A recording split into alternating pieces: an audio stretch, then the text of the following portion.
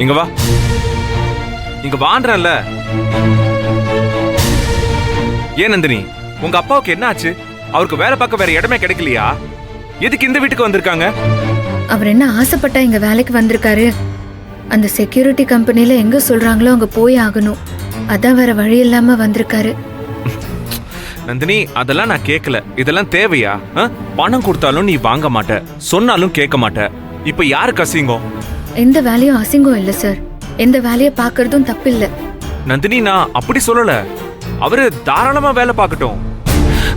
ஆனா நம்ம வீட்டுக்கு வந்து நிக்கிறாரு.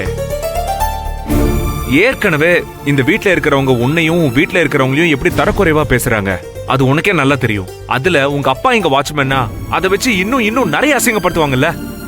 புரியுது சார். எங்க அப்பா கிட்டயும் இதை சொல்லிட்டு தான் வந்தேன். அந்த கம்பெனில போய் பேசி சீக்கிரமே வேற எங்கேயாச்சும் வேலையை பார்த்துட்டு போயிருன்னு சொல்லியிருக்கேன். போயிருவாரு சார். நந்தினி, அவர் வேலைக்கே போகாம கூட இருக்கலாம். ஆனா நீ கேட்க மாட்டியே. சார், வேலைக்கு போகாம வீட்டுல உட்கார்ந்து இருந்தா குடும்பத்தை யார் சார் பாக்குறது? நான் ஒரு பக்கம் என் தங்கச்சி படிப்புக்கு வட்டிக்கு வாங்கியிருக்கேன். சமையல் வேலை அது இதுன்னு செஞ்சு அந்த கடனை கட்டணும். இன்னொரு பக்கம் அங்க என் வீட்டுல 4 பேர் இருக்காங்க. அவங்க சாப்பிடணும், அரிசி பருப்பெல்லாம் வாங்கணும். அதுக்கு காசு வேணும்ல சார். அப்பா வேலைக்கு போய் தானே ஆகணும். இதுவே ஊரா இருந்திருந்தா செலவு சரிபாதையை விட கம்மியா குறைஞ்சிருக்கும். காய்கறி கடையில வாங்க வேண்டியது இருக்காது. அரிசியும் அங்கேயே யார்கிட்டயாச்சும் வாங்கிக்குவோம். ஆனா இந்த ஊர்ல குடிக்கிற தண்ணிக்கு கூட காசு செலவு இருக்குல்ல சார். புரியுது. ஆனா நான் ஏன் சொல்றேன்னா, இங்க செக்யூரிட்டி வேலைக்கு உங்க அப்பாவை வர வச்சது என் தாய் குலத்தோட பிளானா தான் இருக்கும்னு நினைக்கிறேன். என்ன சார் சொல்றீங்க? ஆமா, ஊர்ல எத்தனையோ 1000 பேர் செக்யூரிட்டி வேலைக்கு போறாங்க. ஏஜென்சி எங்க போக சொன்னா அங்கதான் போகணும். அப்படி பார்த்தா உங்க அப்பா சொல்றது கரெக்ட் தான். அவரோட கம்பெனில சொன்ன இடத்துக்கு தான் அவர் வந்திருக்காரு. ஆனா அந்த கம்பெனிக்காரன் மத்த எல்லாரையுமே விட்டுட்டு உங்க அப்பாவை எதுக்கு நம்ம வீட்டுக்கு அனுப்பி வைக்கணும்? அது சாதாரணமா நடந்துச்சா இல்ல என்னோட தாய் கிழவி இருக்குல்ல, அதான் என் தாய் குலம், அவங்க சொல்லி நடந்துச்சான்னு எனக்கு ஒரு டவுட்டாவே இருக்கு.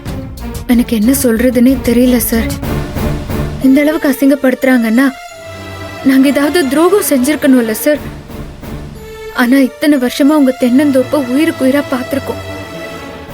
இங்க வந்து நீங்க எனக்கு தாலி கட்டி வேண்டா வெறுப்பா இங்க இருந்தா கூட ஒவ்வொரு நாளும் இது நம்ம முதலாளியோட வீடுங்கிற எண்ணத்தோட என்னால முடிஞ்ச வேலையை நான் பார்த்திருக்கேன். ஒரு நாள் உங்க வீட்டு காசுக்கு நான் ஆசைப்பட்டதே இல்லை.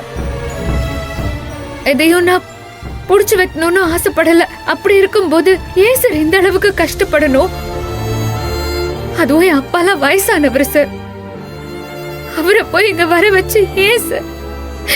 எதுக்கு சார்? ஏய், சரி சரி, அழாத. இது சும்மா என்னோட வைல்டு கெஸ் தான். உண்மை என்னன்னு எனக்கு தெரியாது. ஆனா ஒரு விஷயத்த மட்டும் நீ எப்பவும் மனசுல வச்சுக்கோ.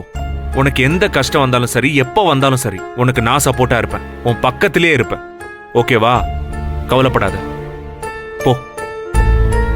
Don't worry.